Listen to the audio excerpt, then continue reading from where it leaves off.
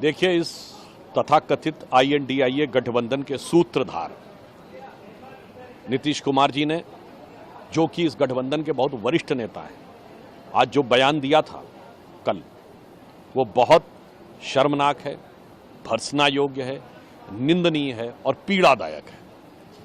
और उसके बाद आप जिस माफ़ी की बात कह रहे हैं, आपने उनकी भावभंगिमा देखी। 24 घंटे के बाद वो ये कह रहे हैं यदि किसी प्रकार की कोई बात किसी को बुरी लग गई है तो मैं माफ़ी मांगता हूं। यानी इसमें कोई किंतु परंतु का स्कोप है। अगर कोई जाके उस बाइट को देखे तो उसे साफ समझ में आता है। और मैं यह बात कहना चाहता हूं, मुझे और अधिक पीड़ा इसलिए हो रही है कि इस समय हम राजस्थान की धरती पर हैं, जहां पर स्त्री शक्ति के मान, सम्मान, स्वाभिमान और गौरव को वो सर्वोच्च स्थान मिला है कि प्राचीन काल से आज तक अपने मान, सम्मान, स्वाभिमान के लिए महिलाओं ने बलिदान और आत्मोत्सर्ग तक किया है। और उस धरती पे खड़े होकर हमें पीड़ा होती है कि इस तरह का बयान देने के बाद अभी तक प्रियंका गांधी जी और सोनिया गांधी जी मुंह में दही जमा कर बैठी हुई हैं। और ये बयान सिर्फ कोई इकलौता बयान नहीं है।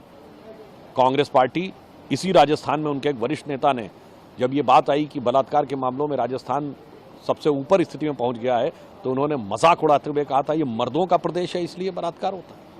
इसी गठबंधन के मुख्य दल कांग्रेस के नेता प्रतिपक्ष ने महामहिम राष्ट्रपति जी के लिए राष्ट्रपत्नी शब्द का प्रयोग किया था। इसी गठबंधन के एक प्रमुख नेता बलात्कार के ऊपर लड़कों से गलती हो जाया करती है ये बोल चुके हैं। इसलिए ये इनकी एक स्थापित निचले स्तर की मानसिकता का प्रतीक है महिलाओं के बारे में।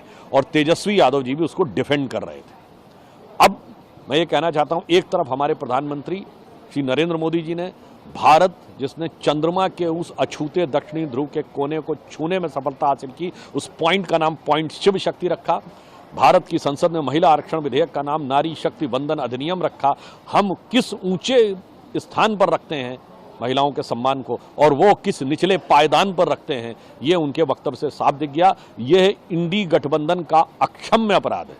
और मैं कहूंगा इस INDIA में लास्ट में जो I और A है, ये इंक्लूसिव अलायंस है उनका कहना, मगर मुझे लगता है अब ये अब्यूजिव अलायंस हो गया है। अभी एक दूसरे को तो अब्यूज कर ही रहे थे। कोई किसी को चालू पार्टी बोल रहा था, कोई किसी को चिरकुट पार्टी बोल रहा था। भाजपा के प्रति, मोदी जी के प्रति अब्यूजिव करते रहते हैं। अब तो पूरी नारी वर्ग के प्रति उन्होंने ऐसी भाषा का प्रयोग किया। इसलिए यह बात हम क्षोभ, आक्रोश और पीड़ा के साथ कह रहे हैं कि यह भारत के राजनीतिक इतिहास में किसी संवैधानिक पर पटल यानी विधानसभा पे दिए गए सबसे निम्न स्तरीय बयानों में से एक है।